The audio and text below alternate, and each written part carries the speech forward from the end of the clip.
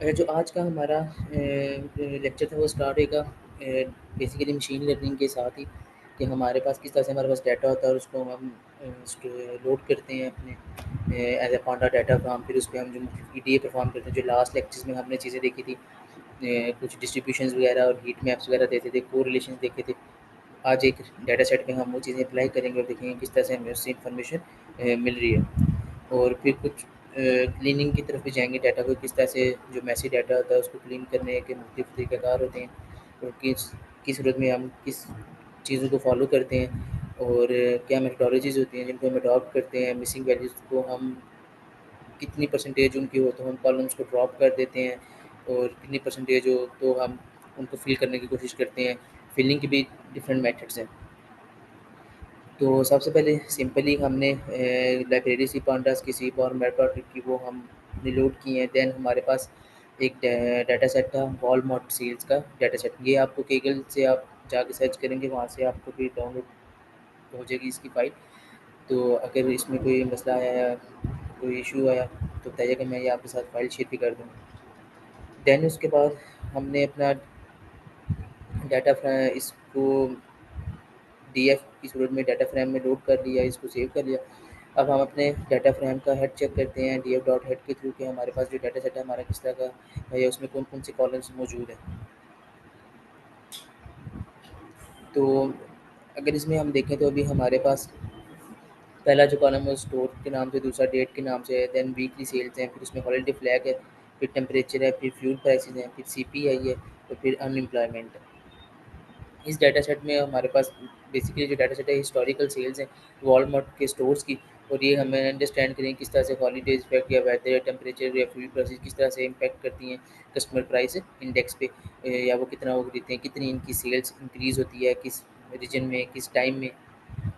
और ये चीज़ें हम इंशाल्लाह देखेंगे। नेक्स्ट इसके पास हमने हमारे पास जब भी कोई डाटा सेट आता है तो हमारे पास उसकी कोई ना कोई इन्फो होती है। जैसे कि हमारे पास जो डाटा है वो किस टाइप का है, इंटीजर टाइप का है, फ्लोट टाइप का है या ऑब्जेक्ट टाइप का है। उसके लिए हमारे पास पांडास में डीएफ डॉट इन्फो को हम रन करते हैं तो हमारे पास इसकी इन्फॉर्मेशन आ जाती है। लेट्स से जैसे अभी हमारे पास जो डाटा सेट है इसमें 8 कॉलम थे 0 से लेके 7 तक। उसने इन कॉलम्स का नाम दिया और साथ में उसने बताया कि इसमें कितनी वैल्यूज़ हैं। जैसे हमारे पास जो रोज़ हैं एंट्रीज़ हैं वो 6435 हैं, 0 से स्टार्ट हो रही है इसलिए टोटल 6435 एक ज़्यादा हो गई। तो अब 6435 जो एंट्रीज़ हैं वो सारी बता रहा है कि इसमें कोई भी नल वैल्यूज़ मौजूद नहीं है और साथ उसने उसकी हर एक की आगे टाइप बता दी है कि हमारे पास कौन सा इंटीजर है, कौन सा ऑब्जेक्ट है, कौन सा फ्लोट है। तो लास्ट पे इसने फिर एक अब ये तो हमारे पास चलें यहाँ पे इज़िली हम काउंट कर सकते हैं क्योंकि कॉलम ही 8 है। जब हमारे पास 70, 80 या 100 कॉलम्स होंगे तो उस टाइम हम मैनुअली तो ये गिन नहीं सकते ना या काउंट नहीं कर सकते। तो इसलिए आखिर पे ये हमारे पास इसकी टाइप जैसा ही बता दें कि फ्लोट के जो ये हमारे पास 5 कॉलम्स हैं, उसके बाद इंटीजर के हमारे पास 2 कॉलम्स हैं और देन ऑब्जेक्ट टाइप के 1 कॉलम। यहाँ तक चीज़ें को समझ आ रही है?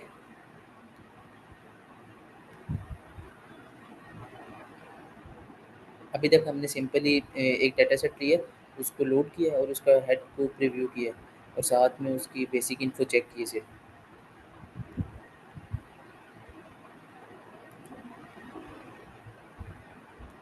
देन इसके बाद हमारे पास कैन स्टैटिस्टिक्स जो हमने लास्ट टाइम चीज़ें कुछ चेक की थी कि मीन मीडियन मॉड वगैरह और इस तरह से। उसके लिए हमारे पास बिल्ट इन जो फंक्शन आता है डीएफ डॉट डिस्क्राइब का फंक्शन है। जो ही हम ये फंक्शन रन करते हैं तो ये हमें हर कॉलम की अलग-अलग वैल्यूज़ ये देखें। अगर हमारे पास जो स्टोर का कॉलम है उसकी इसमें काउंट वैल्यूज़ भी बताई, मीन वैल्यू भी बताई, स्टैंडर्ड डेविएशन वैल्यू बताई, मिनिमम वैल्यू बताई और मैक्सिमम वैल्यू भी बताई। तो यहाँ से हमारे पास क्या है ना कि हमें अलग-अलग मीन काउंट करने की ज़रूरत नहीं पड़ती, बल्कि जिस तरह से वीकली सेल्स है इसकी इसने मीन वैल्यूज़ हमें यहाँ पे बता दी। अब ये इस हमारे पास जो डिस्क्राइब का फंक्शन है या ये जो क्विक स्टैट्स हमने हासिल की है, इसका हमें फ़ायदा क्या होगा? मतलब है कि हम आखिर इस फंक्शन को क्यों यूज़ करते हैं? तो इसका जब हमारे पास इसका ये कहने के हमारे पास डाटा आता है, सेट कोई भी आता है, उसकी जब हमने समरी स्टैटिस्टिक्स देखते हैं, तो उससे हमारे पास ना कोई मीनिंगफुल चीज़ें पता चल रही होती हैं। जैसे हमारे केस में अगर अब हम देखें, जो कुछ की ऑब्ज़र्वेशंस हमें नज़र आई हैं, उसमें एक था जो वीकली सेल्स है वो हाइली स्क्यूड है। क्यों अब वो स्क्यूड है? कि हमारे पास उसकी अगर हम मिनिमम वैल्यू देखें तो वो 2.209 के डॉलर और जो मैक्सिमम वैल्यू है वो हमारे पास 3.8 मिलियन तक जा रही है। इसका मतलब है कि हमारे पास कुछ जो स्टोर्स हैं उनकी जो सेल्स है वो बहुत ज़्यादा हाई पे भी है, यानी कि हाईली स्क्यूड है इस तरह से। इसी तरह जो इसकी हमारे पास जो मीडियन वैल्यू थी वो भी ऑलमोस्ट 960 के थी, जो कि लोअर देन है उसकी मीन वैल्यू से, तो हमारे पास ये क्या है, पॉजिटिव शो स्क्यूड है। अगर हम हॉलीडेज़ को देखें तो हमारे पास ये जो हॉलीडेज़ का कॉलम था, इसमें हमारे पास उसकी जो मीन वैल्यू है वो 0.069 है। ये ऑलमोस्ट कह लें कि 7% बनता है पूरे डाटा का, यानी कि इतने परसेंट जो वीक्स थे जिसमें हॉलीडेज़ आई थी, और इसका मतलब है कि हमारा कुछ ना कुछ इफ़ेक्ट हो रहा है हॉलीडेज़ की वजह से भी सेल्स के ऊपर। नेक्स्ट अगर हम टेम्परेचर की बात करें तो टेम्परेचर के भी अगर हम देखें तो इसकी मिनिमम वैल्यू -2 से लेके 100 तक गई है, ये फ़ारेनहाइट में।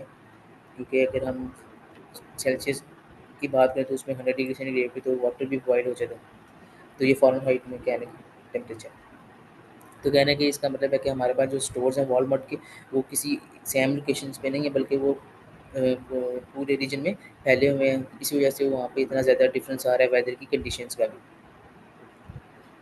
उसके बाद अगर हम फ्यूल प्राइसेस की बात करें तो उनका कहने की इतना ज़्यादा इफेक्ट नहीं कोई नज़र आ रहा, वो सिमिलर चीज़ें चल रही हैं। उसके बाद सीपीआई और अनएम्प्लॉयमेंट की अगर हम बात करें तो इसमें भी हमारे पास कहने कंज्यूमर बिहेवियर नज़र आ रहा है, जो हम साथ साथ देखें किस तरह से वो इम्पेक्ट कर रहा है। इसकी जो मीन वैल्यू 7.99 के अराउंड है। तो इस तरह से हमारे पास देखें कि अगर हमारे पास डी एफ डॉट डिस्क्राइब के फंक्शन से, जो डॉट डिस्क्राइब का फंक्शन है स्टैट्स का, उससे हमारे क्विक स्टैट्स और एक क्विक मतलब एनालिसिस मिल गया कि हमारे डाटा सेट में जो कॉलम्स थे उनकी मीन मीडियन वैल्यूज़ क्या थी और उनसे हमारी ऑब्जर्वेशंस क्या थी। और हमें आइडिया हो गया कि हमारे पास जो वॉलमार्ट का स्टोर्स हैं उनकी वीकली सेल्स क्या थी, हॉलीडे का इफेक्ट है या नहीं है, मिनिमम टेम्परेचर क्या था, मैक्सिमम टेम्परेचर क्या था, फिर हमें एक वो रेंज मिल जाती है। तो इस वजह से जब हम कहने कोई भी डाटा सेट आता है तो हम उस पे ये 2-3 बेसिक्स जो कहने इन्फॉर्मेशंस हैं या बेसिक फंक्शंस हैं वो अप्लाई करते हैं। इनमें से एक वो हमारे पास डॉट हेड का, कि हमारा डाटा सेट दिखने में किस तरह का, डॉट इन्फो का, जिससे हमें पता लगता है कि हमारे डाटा सेट में किस टाइप का डाटा मौजूद है, इंटीजर टाइप का डाटा है, फ्लोट टाइप का या ऑब्जेक्ट टाइप का। देन उसके बाद हमारे पास द डॉट डिस्क्राइब का फंक्शन है जिससे हमें क्विक स्टैट्स मिल जाती हैं। यहाँ तक चीज़ों की समझ आ रही है?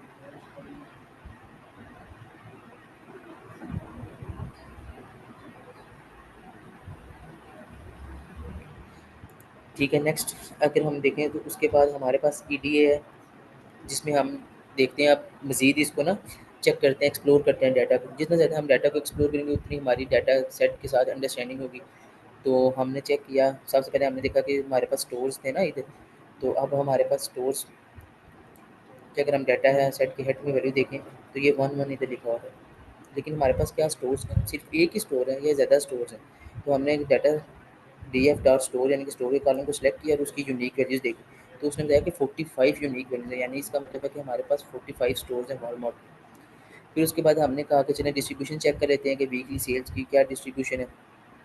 तो उसके लिए हमने ये इसका कहने के ग्राफ प्लॉट कर लिया वीकली सेल्स का।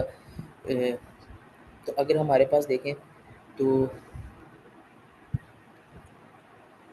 ये हमारे पास जो नीचे ब्लॉक्स चल रहे हैं 0.5 से 1.0 1.5, ये बेसिकली कहने के पैसों के ब्लॉक्स हैं, जिसमें हमारे पास जो स्टार्टिंग में कहने के डॉलर्स में स्टार्ट हो रही हैं 0.5 यानी कि मिलियन मिलियन के ब्लॉक्स चल रहे हैं, यानी कि 0.5 मिलियन, फिर 1 मिलियन, फिर 1.5 मिलियन इस तरह से, और ये इतना 3.5 मिलियन तक ये पहुँच जाते हैं। अब अगर हम देखें तो वो कह रहे हैं कि हमारी जो सेल्स थी वो तकरीबन 0.5 मिलियन जो रही है सेल्स, वो सबसे ज़्यादा रही, यानी कि 700 टाइम्स जो हमारी सेल्स है वो 0.5 मिलियन के दरमियान आई है। ये हमें देखें ग्राफ से पता लग रहा है। साथ जब हमने बिफोर ईद हमने स्क्यूनेस वगैरह पढ़ी थी, डिस्ट्रीब्यूशन वगैरह देखी थी, तो उसमें हमने कहा था कि हम डाटा की शेप से भी अंदाज़ा लगाते हैं। तो अभी देखें अगर हमारे पास इसकी जो शेप है ये ऐसे यूँ जा रहा है, और यहाँ पे देखिए राइट साइड पे स्क्यूड हुआ है, यहाँ पे यानी कि स्ट्रेच बहुत ज़्यादा है, और यहाँ पे जाके बिल्कुल इसके लिमिट 5 के बिल्कुल करीब में जा रहे हैं, यानी कि हमारे पास कहने के एक वीक या कोई एक दो दफ़ा ऐसे हुआ जब हमारी जो सेल्स थी वो 3.5 बिलियन तक पहुँच गई है। तो उसके अलावा कुछ स्टोर्स थे जो वॉलमार्ट के, वो बहुत ज़्यादा एक्स्ट्रा ऑर्डिनरी अच्छा परफॉर्म कर रहे थे। लेकिन जो ज़्यादातर डाटा हमारे पास है या ज़्यादातर जो वीक्स की फ्रीक्वेंसी है 1.5 मिलियन, या अगर हम कहें कि 1.1 मिलियन से पहले पहले है, यानी कि तकरीबन इतने ज़्यादा जो वीक्स थे वो उन वीक में जो सेल्स थी हमारी वो इस रेंज में रही, यानी कि ज़ीरो ऑलमोस्ट कहने 0.25 मिलियन से लेके 1 मिलियन तक हमारे पास ज़्यादातर डाटा आ रहा है।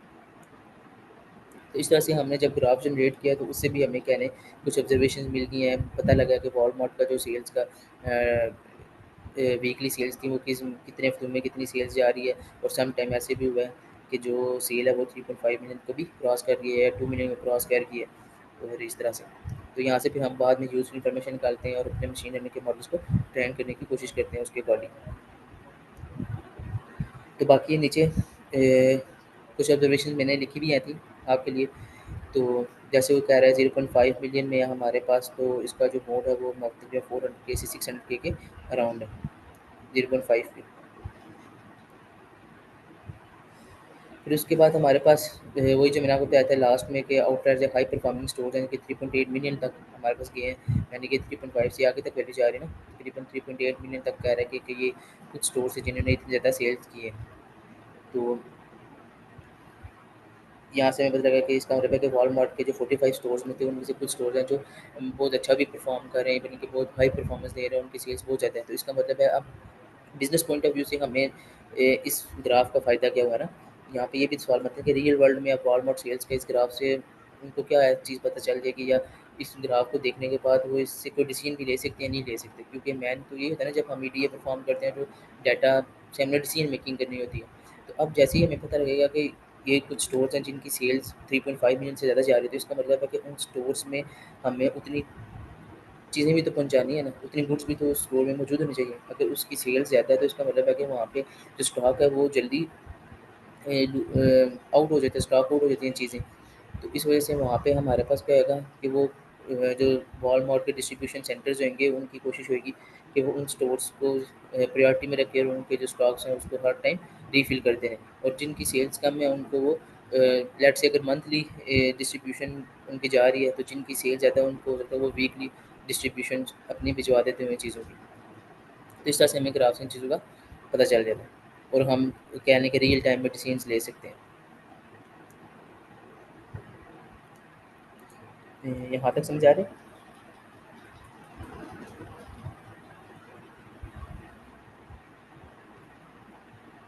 जी। ठीक है, नेक्स्ट हमारे पास था। अब हम जिस तरह हमने अभी जो पहले चीज़ चेक की है उसमें हमने वीकली सेल्स देखी थी। अभी हम सेल का ट्रेंड देखते हैं ओवर टाइम ना। तो उसके लिए हम ना सिर्फ़ एक स्टोर को किसी एक स्टोर को सिलेक्ट करते हैं और उसके फिर बाद फिर हम ना उसका देखते हैं कि उसकी सेल्स में क्या इफ़ेक्ट आ रहा है। जैसे मैंने यहाँ पे स्टोर 1 को सिलेक्ट किया है, उसके लिए मैंने क्या किया है कि डीएफ की जो स्टोर कॉलम को सिलेक्ट करके उसकी वैल्यू 1 सेट कर दी है, ताकि हमारे पास सिर्फ़ जो स्टोर 1 की सेल्स होंगी वही शो करे वो। तो अब जब हमारे पास ग्राफ आया तो ये कहने 2010 से स्टार्ट हुआ, 2012 के 9 मंथ तक चला। तो इसमें अगर हम ग्राफ में देखें तो इसकी जो सेल्स हैं वो तकरीबन ऑलमोस्ट जब स्टार्ट हुई है तो 1.6 से स्टार्ट हुई है, और इस तरह इसमें काफ़ी सारी वेरिएशंस आई हैं, किसी मंथ में नीचे जा रही है, किसी में ऊपर जा रही हैं। और उसके बाद अगर हम इसमें ग्राफ में और चीज़ें नोट करें तो यहाँ पे देखिए एक पीक पे गया है, तो यहाँ पे हमारे पास देखें 2010 से 2011 में शिफ्ट भी आ रहा है, तो ये भी प्रॉबेबली हो सकता है कि इसका मतलब है कि यहाँ पे लास्ट में क्रिसमस के सीज़न होते हैं उधर, और अमेरिका वगैरह में और हॉलीडेज़ होती हैं, ब्लैक फ्राइडेज़ वगैरह, तो सेल्स वगैरह बहुत ज़्यादा लगती हैं। इस वजह से हमारे पास जो वॉलमार्ट के स्टोर्स हैं उनकी सेल्स भी क्या हो गई है, हाई चली गई और ऑलमोस्ट 2.4 मिलियन तक उन्होंने सेल आउट की। तो इसी तरह अगर हम इस चीज़ को भी फॉलो करें तो 2011 में दोबारा जब स्टार्ट हुआ है तो दोबारा सेल्स ड्रॉप हुई हैं, फिर कभी ऊपर जा रही हैं, कभी नीचे आ रही हैं, वेरिएशंस आ रही हैं उसके स्टोर्स की सेल्स में। और लेकिन जब हमारे पास देखें तो दोबारा एक पीक आई है, तब की वो मतलब है कि 2011 वाली पीक से थोड़ी कम है, लेकिन स्टिल अगर हम पूरे साल की उसकी देखते हैं ग्राफ को, तो उसके निस्बतन हमारे पास क्या हो रहा है कि जो इसकी पीक है वो ज़्यादा है। इसका मतलब है कि हमारे पास इसमें भी इस साल में भी जब हॉलीडेज़ का सीज़न आया है, साल का एंड आया है, क्रिसमस के दिन आया है, तो उस टाइम हमारे पास सेल्स इंक्रीज़ होगी। तो यहाँ से भी फिर हमारे पास अब रॉल मॉडल क्या कर सकते हैं, उनको पता है कि साल के एंड ऑफ द ईयर हमारे पास जिसमें लगती है, लोग गिफ्ट्स वगैरह देते हैं एक दूसरे को, और इस तरह से हॉलीडेज़ में होते हैं, लोग घूमने जाते हैं, इसलिए शॉपिंग वगैरह इंक्रीज़ हो जाती है। तो इसका मतलब है कि वो अपने आखिरी दिनों में क्या करेंगे कि हमारे पास जो डिस्ट्रीब्यूशन है या उन्हें जो चीज़ें पहुँचानी है अपने स्टोर्स पे, वो हो सकता है वो इंक्रीज़ कर दे और उसको हर टाइम अपने जो कहने की शेल्फ है उनको फुल रखें। बाकी इसकी भी ऑब्जर्वेशन थी आपकी अंडरस्टैंडिंग के लिए, बाद में वो मैंने इधर नीचे साथ लिख दी थी ताकि आपको अंडरस्टैंडिंग के साथ साथ बाद में जब ये ग्राफ आपके साथ सॉरी नोटबुक शेयर करेंगे। अच्छा, उसके बाद हमने जब लास्ट क्लासेस ली थी उसमें हमने कोरिलेशन एनालिसिस भी चेक किए थे कि हमने कहा था कि हम किस तरह से हमारे पास जो कहने के फीचर होते हैं, हमने उसमें फीचर 1, फीचर 2, फीचर 3 इस तरह लेके चीज़ें समझी थी कि एक फीचर किस तरह दूसरे फीचर से रिलेट कर रहा होता है और उसका कितना इम्पैक्ट जा रहा होता है। तो फिर हमने कहा था कि कोरिलेशन एनालिसिस के लिए हम उसका हीट मैप जनरेट कर लेते हैं, जिससे हमें देखने में आसानी हो जाती है। उस हीट मैप को देख के हम बता सकते हैं अच्छा किसका आपस में पॉजिटिव कोरिलेशन और किसका नेगेटिव कोरिलेशन है। तो इसमें हमारे पास अभी जो कोरिलेशन हीट मैप है,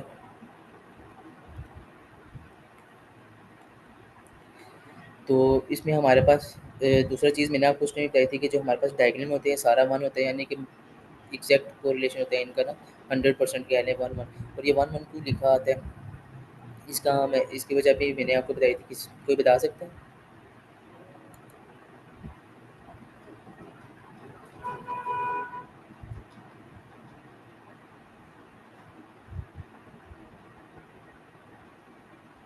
एनीवन कोई बता सकता है कि इसकी क्या वजह थी ये 1-1 क्यों लिखा आ रहा था, ये डायग्राम्स में जो 1-1 लिखे हुए हैं?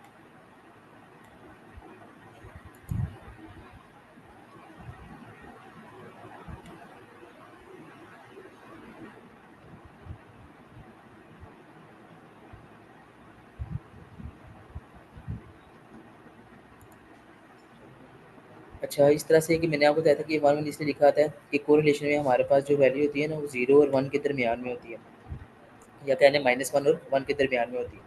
तो अब हमारे पास क्या था कि हमारे पास जब 1 होता है ना तो एग्जैक्ट पॉजिटिव कोरिलेशन होता है, और वो क्यों होता है स्टोर के साथ, क्योंकि अब देखें स्टोर के साथ ही वैल्यू है, वो तो एग्जैक्ट कंपेयर करेंगे तो सारी सेम वैल्यूज ही होंगी।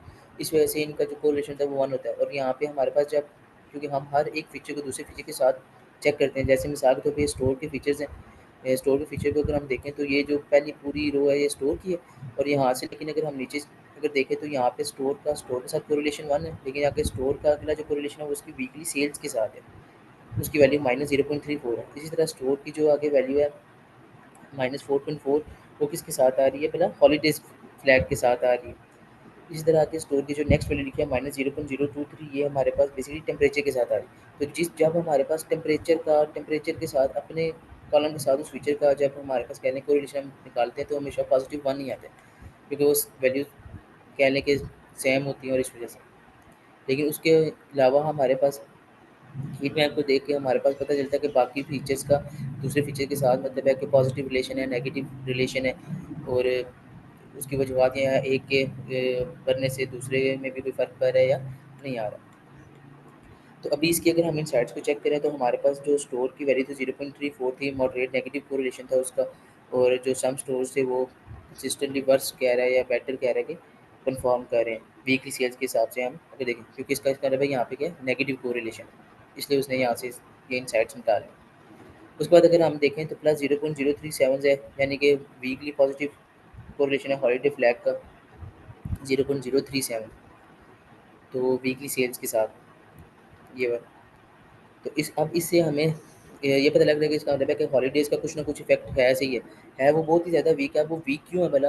ये हमने ऊपर जब चीज़ देखी थी तो अभी हमने देखा था कि हॉलीडेज़ आ रही बहुत कम है, क्योंकि हॉलीडेज़ क्योंकि सिर्फ़ साल में 1 दफ़ा आ रही है ना, तो अब उनके दिन ही कम है, जब उनके वीक्स ही कम होंगे, लेकिन हॉलीडेज़ का जब आती हैं तब वो सेल्स भी इंक्रीज़ करती हैं। इसका मतलब है हमारे कोरिलेशन जो हीट मैप है उसने भी बिल्कुल एक्यूरेटली कह लें कि हमारी जो ऊपर फाइंडिंग्स थी उनको जस्टिफाई कर दिया यहाँ पे, जब उसने इसका पॉजिटिव कोरिलेशन शो किया यानी कि 0.037।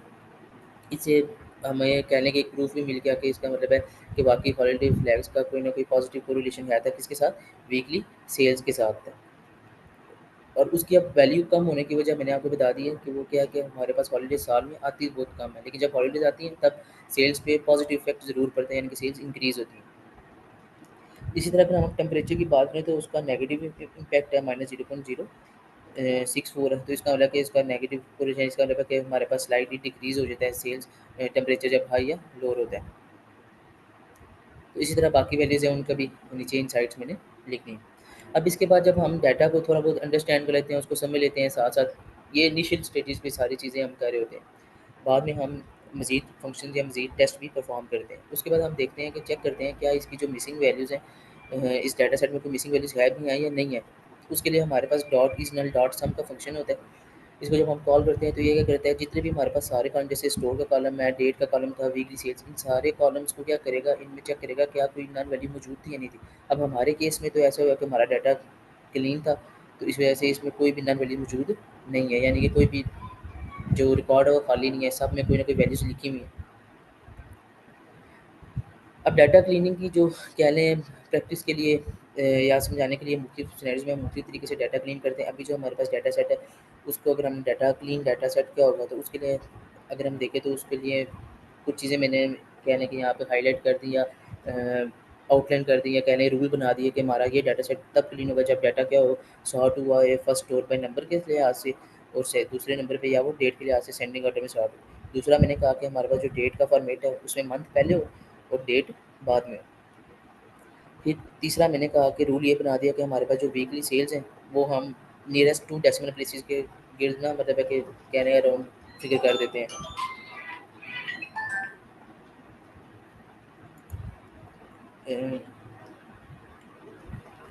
यस, बिल्कुल ठीक बताया आपने, पॉजिटिव रिलेशनशिप। बाकी समझ आ रही है यहाँ तक?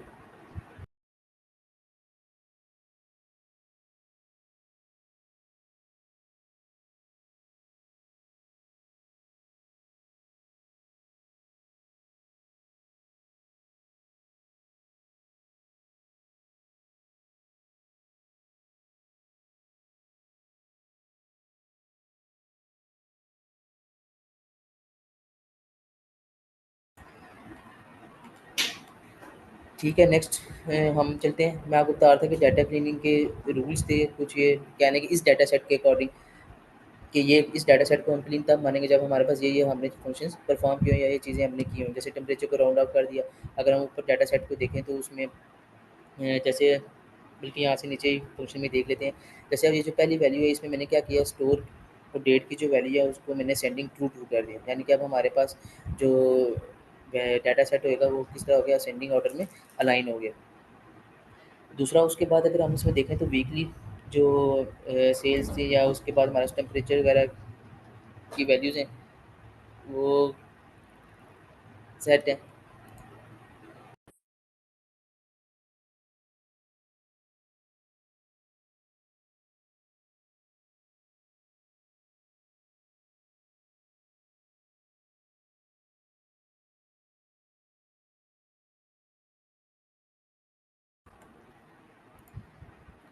अच्छा, मैं आपको ये बता रहा था कि हमारे पास जो ऊपर डाटा सेट था ना, उसमें अगर हम वैल्यूज़ को चेक करें तो यहाँ पे देखें वैल्यूज़ कितनी लार्ज थी, और ये देखें यहाँ पे मल्टीप्लाई 0.3 प्लस 0.6 और इतनी, और ये बहुत ज़्यादा लेंथी वैल्यूज़ आ रही हैं। और देख लें यहाँ पे हम हॉलिडे फ्लैग यूज़ आ रहा, बहुत ज़्यादा ये फ्यूल की प्राइसेस हैं, और इस तरह से सारी वैल्यूज़ देख लें।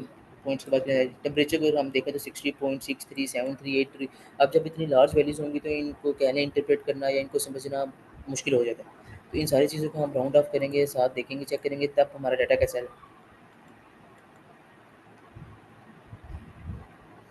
अच्छा, अब इसमें इस तरह से हुआ कि शायद मैंने सेशन नोटबुक का रिकनेक्ट किया था, तो उसने ऑटोमेटिक जो नीचे हमने फंक्शंस परफॉर्म किए थे मैंने अलग रहा था, वो उसने ऑटोमेटिक जो ये डाटा सेट है इसी में परफॉर्म कर दें, क्योंकि इसमें अगर हम देखें तो वीकली सेल्स पॉइंट के बाद 2 नंबर तक राउंड ऑफ हो गई हैं, और उसके बाद यहाँ पे अच्छा ठीक है, बल्कि सही है, कुछ चीज़ें उसने राउंड ऑफ की है, कुछ नहीं की, ठीक है। अच्छा, उसके बाद हमारे पास नेक्स्ट अगर हम देखें तो इसमें मैंने ना डेट टाइम को चेंज किया। मैंने जिस तरह कहा था कि मंथ हम पहले रख देंगे, तो ये देखें परसेंटेज मंथ और फिर डेट और फिर ईयर, तो इसके अकॉर्डिंग देखें हमारे पास जो डेट है वो अकॉर्डिंग सेट हो गई है। अब इधर अगर हम डाटा सेट में देखें तो यहाँ पे ईयर पहले था, फिर हमारे पास मंथ था, और फिर हमारे पास डेट थी। लेकिन अब हमारे पास क्या हो गया, मंथ पहले आ गया और फिर उसके बाद डेट्स आ गई और देन ईयर आ गए। फिर उसके बाद हमने कहा था कि हमने वीकली सेल्स को 0.2 तक राउंड करना है, तो देखो वीकली सेल्स को इधर इसने 0.2 तक राउंड किया, 0.90। और यहाँ पे जो चीज़ मैं आपको बता रहा था कि रिकनेक्ट मैंने शायद सेशन किया था, तो इस वजह से उसने 0.90 यहीं पे ऑलरेडी उसको किया हुआ है। लेकिन जब मैंने ऊपर प्रीवियस आपको डाटा सेट दिखाया तो उसमें देख लें वीकली सेल्स की कितनी ज़्यादा वैल्यूज़ थी। ये यहाँ पे ये देख, ये वीकली सेल्स है, यहाँ पे देख लें पॉइंट के बाद भी आगे वो कितनी लंबी वैल्यूज जा रही हैं। की पावर में सारा कुछ है इस तरह से।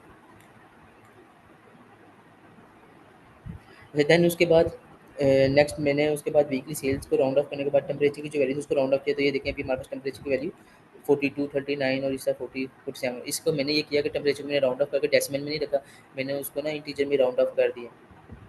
अब इसका फ़ायदा क्या होगा, जैसे हमें पता है कि फिर टेम्परेचर 42 डिग्री सेंटीग्रेड है लेट्स से, क्योंकि 39 डिग्री सेंटीग्रेड है, क्योंकि ये पॉइंट्स में होगा तो फिर एग्जैक्ट पॉइंट्स में कहने के फाइंड करना और फिर उसके अकॉर्डिंग उसको चीज़ों को देखना, इंटरप्रेट करना थोड़ा डिफिकल्ट हो जाता है। इस वजह से हमने क्या किया, टेम्परेचर की वैल्यू को इंटीजर में कर दिया राउंड अप, जबकि ओरिजिनल डाटा सेट में हमारे पास क्या था, पॉइंट की फॉर्म में।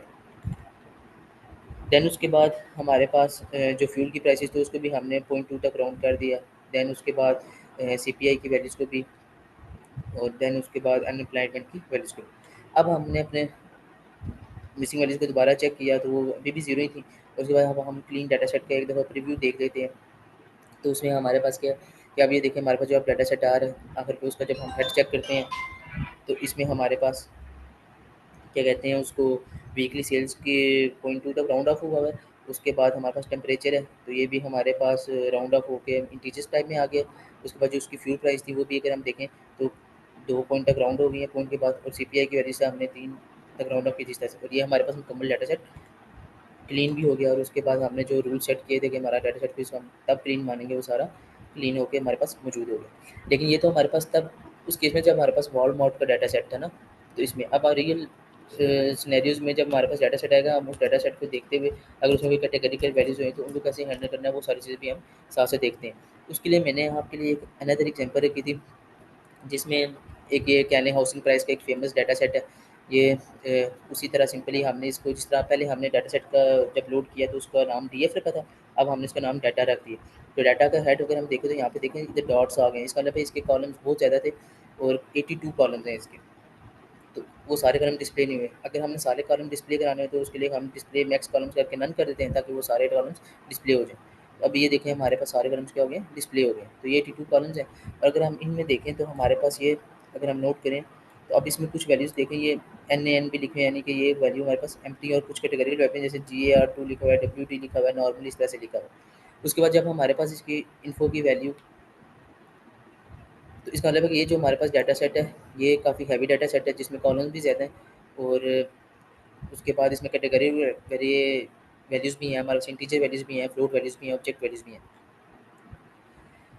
उसी तरह बेस जब हम किसी भी डाटा सेट को, मैंने आपको बताया था जब हम स्टार्ट करते हैं df डॉट इन्फो यानी कि इन्फो के फंक्शन से देखते हैं, तो इसमें इसने बता दिया हमारे पास कितने हमारे पास ऑब्जेक्ट है। अब देखें ना, जो बात मैंने ऊपर रिपीट की थी, सॉरी बताई थी आपको, कि अब अगर हम मैनुअली काउंट करने बैठें कि लेट्स से जी हमारे पास अभी ये पहला ऑर्डर वाला है, इसकी ये इन टाइप का है, और फिर ये PID है, ये इन टाइप का है, तो हमारे पास अब हम ये गिनते बैठे रहेंगे, फिर इधर ये ऑब्जेक्ट टाइप का है, फिर ये फ्लोट टाइप का है। तो ऐसे इससे बेहतर है कि हमारे पास जो डॉट इन्फॉर्मेशन है आखिर में हमें समरी भी दे देता है, जिसमें वो हमें बता देता है कि आपके पास जो फ्लोट टाइप के 11 कॉलम्स हैं, इंटीजर टाइप के 28 हैं, और ऑब्जेक्ट टाइप के 43 हैं। तो यहाँ से हमें फिर ये ईजी हो जाता है कहना, इंटरप्रेट करना या बताना, या किसी को दूसरे को भी, या खुद अंडरस्टैंडिंग के लिए भी, कि हमारे पास भाई 28 टाइप्स के क्या हैं, इंटीजर टाइप्स के कॉलम्स मौजूद हैं।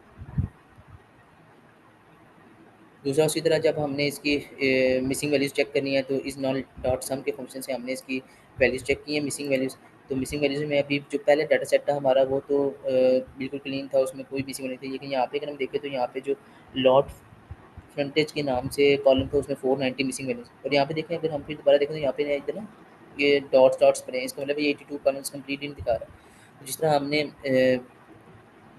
82 कॉलम्स को मैक्स पे सेट किया, अब क्योंकि ये रो वाइज नीचे भरी थी तो हमने रोज़ की वैल्यूज़ थी जो उसको भी मैक्सिमम करके नन सेट कर दिया ताकि हमारे पास ये सारी वैल्यूज़ को लोड करे और दिखाए। तो अब अगर हम इसकी नन वैल्यूज़ को देखें हमारे पास 490 2732, पहले पता है ना इधर यहाँ पे सारी जीरो जीरो वैल्यूज़ लिखी आई थी जब हमारे पास लास्ट डाटा सेट था उसको जब हमने चेक किया था। ये देखिए, इसका मतलब है यहाँ पे कोई मिसिंग वैल्यू नहीं थी, यानी कि मिसिंग वैल्यू जीरो थी। अगर जीरो हो तो इसका मतलब है कि हमारा डाटा सेट में सारी वैल्यूज़ में कोई ना कोई इंटरेस्ट मौजूद है। लेकिन अगर उसमें हमारे पास जीरो नहीं है, कोई मुख्तलिफ वैल्यूज मौजूद है, जैसे इधर 492 732 177 580 1102, जीरो में तो कोई मिसिंग नहीं है, 140 422 159 159, इसका मतलब है इस कॉलम में इतनी इतनी मिसिंग वैल्यू है। जैसे ये 159, फिर ये हमारे पास फूल का कॉलम है कोई 2917, मतलब है कि बहुत ज़्यादा हमारे पास कॉलम है जिनमें मिसिंग वैल्यूज़ मौजूद हैं। अब इन मिसिंग वैल्यूज़ को हैंडल करने के मुख्तलिफ तरीके हैं और डिपेंड करता है कि हमारा मेन पर्पस क्या था, हमारा डाटा सेट किस तरह का था और हमने लेटर ऑन फंक्शंस क्या परफॉर्म करने हैं ना उस अकॉर्डिंग। लेकिन अभी हम डाटा सेट की तरफ इतना उसको कह लें कि मशीन लर्निंग की प्रॉब्लम की तरफ लेके जाएंगे इसको, लेकिन वो बाद में अभी हमारा जो मेन फोकस है वो डाटा क्लीनिंग की तरफ है कि हमें समझ आए कि हमारे पास किसी भी किस्म का डाटा आ जाए तो हम उसको क्लीन कैसे कर सकते हैं। तो आज उनमें से एक मेथड हम डाटा क्लीनिंग का जो है वो परसेंटेज के लिहाज से चेक करके तो कॉलम्स को ड्रॉप करके उसको चेक करते हैं। बाकी नहीं इंशाल्लाह नेक्स्ट लेक्चर में हम इसके कैटेगरिकल वैल्यूज़ को किस तरह से इंटरप्रेट करना है और किस तरह से मिसिंग वैल्यूज़ को हम मीन मीडियन मॉड के थ्रू फिल करते हैं, वो सारी चीज़ें हम देखेंगे। तो अभी हमारे पास मिसिंग वैल्यूज़ को जब एक जो तरीकाकार है वो होता है कि हम उनको ना ड्रॉप कर दें उन कॉलम को जिनकी एक परसेंटेज से खास ज़्यादा मिसिंग वैल्यूज़ हो। जैसे अभी हमने पहले इसकी ना मिसिंग वैल्यूज़ को ना परसेंटेज फाइंड करनी, परसेंटेज फाइंड करने के क्या होता है कि वही टोटल वैल्यूज़ नहीं है उनको मल्टीप्लाई 100 कर दें। जब हमने मल्टीप्लाई 100 किया तो हमारे पास क्या हुआ कि 60% है, किसी की वैल्यू 16.72% है, किसी की 93.24% है। यानी कि 93.24, अब ये तो इसका मतलब है ये तो कॉलम हमारे किसी काम के नहीं है ना, क्योंकि अब 90% तो इसका डाटा ही खाली एम्प्टी है। तो अब ऐसा डाटा हमने क्या करना है लेके जिसमें 90% इंक्रीज ही नहीं है, आप अगर इसको हम फिल भी कर लेते हैं तब भी मतलब है कि हमारे पास उससे क्या यूज़फुल इन्फॉर्मेशन निकली, क्योंकि वो तो फिल हमने खुद की है।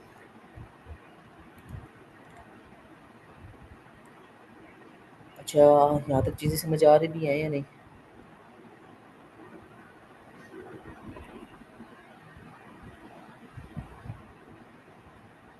या कहीं से रिपीट कर दें?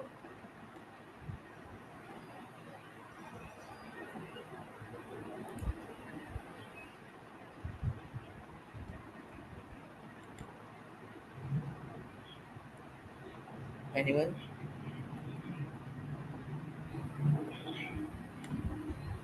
ओके। अच्छा, मैं अब आपको ये बता रहा था कि हमारे पास जैसे ये डाटा सेट है पूरा वाला, इसमें 99.55% डाटा कहने के मिसिंग है, इसमें 80.47% डाटा मिसिंग है, इसमें 96.38% डाटा मिसिंग है। अब हमारे पास जो कहने के मिसिंग वैल्यूज हमने इस तरह से किया कि जिन कॉलम्स की कहने के 16% ज़्यादा जिसमें वैल्यू मिसिंग है, हमने कहा कि उनके कॉलम्स के नाम एक्सट्रैक्ट करते हैं और फिर उन कॉलम्स को हम ड्रॉप कर देंगे। उसके लिए हमने क्या किया कि हमने जो मिसिंग वैल्यू परसेंटेज फाइंड की थी उसको हमने ग्रेटर देन 16 किया और डॉट कीज़ किया। उसके बाद इस तरह से ये हमारे पास उन कॉलम्स के नाम मिसिंग वैल्यू कॉलम में आ जाएंगे। तो फिर हमने प्रिंट के फंक्शन से मिसिंग वैल्यू कॉलम के जो नाम थे वो हमने प्रिंट आउट कर दिए।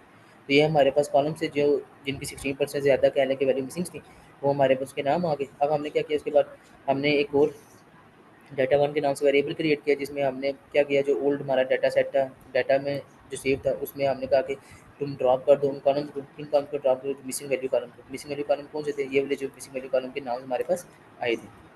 तो जब उसने इसको ड्रॉप किया तो हमारे पास देखिए आप उसकी शेप जब मैंने डाटा की चेक किया तो हमारे पास 75 कॉलम्स रह गए, जबकि हमारे पास जब स्टार्टिंग में थे हम तो आई थिंक सो 82 कॉलम्स थे। हाँ बिल्कुल, ये देखें 82 कॉलम्स थे। तो इसका मतलब है ड्रॉप करने से हमारे पास 6 टू 7 कॉलम्स क्या हो गए, ड्रॉप हो गए, जब उस परसेंटेज के अकॉर्डिंग हमने ड्रॉप किए। उसके बाद इसी तरह अब हमारे पास क्या होगा, कुछ रोज़ भी तो होंगे ना जिनमें इंक्रीज़ नहीं होंगी, तो उनको ड्रॉप में मैंने डाटा टू का एक और वेरिएबल लिया और ड्रॉप एन ए का फंक्शन होता है हमारे पास, ये करता है जिस जिस जगह हमारे पास जिस रो में ड्रॉप एन ए यानी कि कहने के मिसिंग वैल्यूज़ होंगी या एन एन नैन वैल्यूज़ होंगी या कोई वैल्यू इंटर नहीं हुई भी, उन वैल्यूज़ को क्या करेगा, उन रो को सेलेक्ट करेगा और उनको ड्रॉप कर देगा। अब हमारे पास अगर हम उसके बाद दोबारा डाटा टू की जब शेप चेक करते हैं तो देखिए कॉलम तो हमारे पास सेम है क्योंकि हमने कॉलम को ड्रॉप तो नहीं किया ना, हमने बेसिकली रोज़ को इसमें हैंडल किया। तो इसमें हमारे पास 2930 रोज़ थी पहले, और अब देखें ड्रॉप करने के बाद 2678 रोज़ रह गई। उसके बाद जब हमने डाटा टू पे जब हमने इस नाल डॉट सम सम का फंक्शन चलाया तो देखिए हमारे पास जो अब मिसिंग वैल्यूज है वो कितनी रह गई, ज़ीरो रह गई। तो इस तरह से हमने एक वे में परसेंटेज कैलकुलेट करके मिसिंग वैल्यूज़ की उनको हमने हैंडल किया कि किस तरीके से हम उन क्या करते हैं ये हैंडल करके तो डाटा को क्लीन किया और अब हमारे पास कोई मिसिंग वैल्यू हमारे डाटा सेट में मौजूद नहीं है। ये भी इसका एक मेथड था। तो यहाँ तक उम्मीद है चीज़ों को समझ आ गई होगी।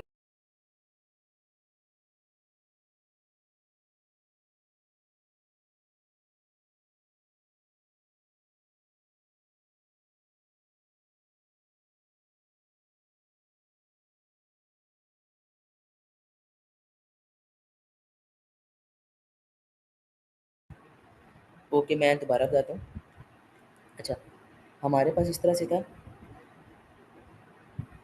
कि जब हमारे पास डाटा सेट आता है ना, तो उसमें हमने मिसिंग वैल्यूज जब कैलकुलेट देखी है, तो उसके लिए हमने ना उसकी परसेंटेज फाइंड आउट की कि कितने परसेंट हमारे पास डाटा ना क्या लें कि मिसिंग है किस कॉलम में। तो परसेंटेज फाइंड करने के लिए हमने या किया सिंपल, जो हम डाटा इसमें डॉट सम फंक्शन करते हैं, उसको डाटा जो हमारे पास टोटल डाटा सेट है उसकी शेप पे डिवाइड कर दें और मल्टीप्लाई 100 कर दें।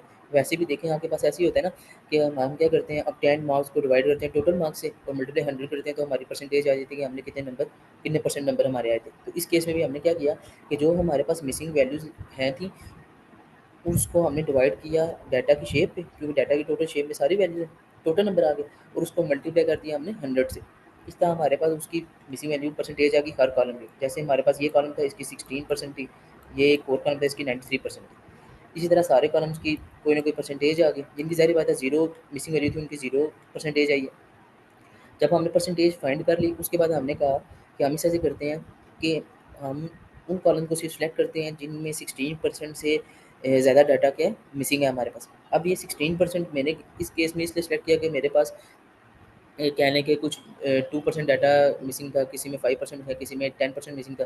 तो अब 16% जो हमने सेलेक्ट किया है, इसमें हमारे पास क्या हुआ है कि कह लें कि ये एक दरमियानी वो था, क्योंकि 90% वाला डाटा अगर मैं सिर्फ 90% सेलेक्ट करूँगा, तो फिर तो 90% से ऊपर जो कॉलम्स हैं खाली वो डिलीट होंगे। तो इसका दरमियान में अगर कोई 40% जिसमें इंक्रीज़ नहीं है या इस तरह से नहीं है, तो वो हमारे लिए वो भी फिज़िबल नहीं है डाटा, तो वो डिलीट नहीं होंगे कॉलम्स। तो इसलिए मैंने क्या किया, मैंने एक दरमियानी रेंज सेलेक्ट कर ली, जिसको मैंने कहा कि लेट्स से हमारे केस में 16% थी वो। तो 16% को जब मैंने सेलेक्ट किया, तो मैंने कहा कि 16% से ग्रेटर जितने भी कॉलम्स हैं हमारे पास, उन सबके नाम प्रिंट आउट कर दो। तो उसने इन कॉलम के नाम प्रिंट आउट कर दिए। तो इसका मुझे पता लगा अच्छा ये कॉलम हमारे पास अब क्या हो गए हैं, डिलीट कर देंगे। तो उसके लिए हमने उसके बाद उसको ड्रॉप कर दिया। तो ड्रॉप करने के लिए सिंपली ड्रॉ का फंक्शन हमने यूज़ किया और कॉलम में हम मिसिंग वैल्यू कॉलम जो कि ऑलरेडी इस मिसिंग वैल्यू कॉलम में स्टोर थे, उस वेरिएबल को पास किया।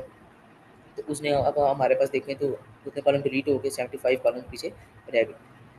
फिर उसके बाद हमने रोज़ को चेक करना था। रोज़ के लिए भी हमने क्या किया, जो ड्रॉप एंड का फंक्शन इस्तेमाल किया, जैसे रोज़ कहने की एम्प्टी थी, वहाँ पे हमने ड्रॉप एंड में जाके उन उन रोज़ को या उन रोज़ को डिलीट किया, और बाकी हमारे पास पहले अगर 2939 रोज़ थी, तो अब हमारे पास 2678 रोज़ रह गए।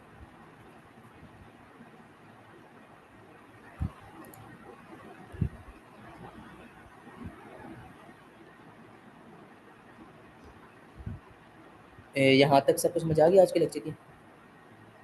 बाकी ये है कि आप लोगों ने इस तरह से करना है कि इसी डाटा सेट्स को आप जाके गूगल पे सर्च करें, केकल से अगर मिल गए तो वेल एंड गुड, नहीं तो आप ग्रुप में बताइएगा, वहाँ पे आपको साथ सीएसवी फाइल्स या लिंक शेयर कर देंगे।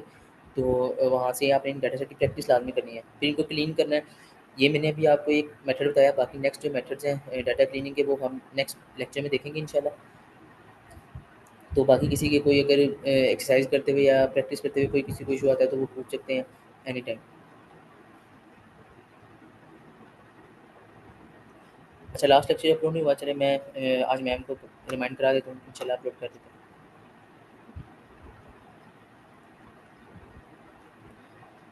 अगर किसी भी क्वेश्चन है तो देन सेशन एंड कर दें।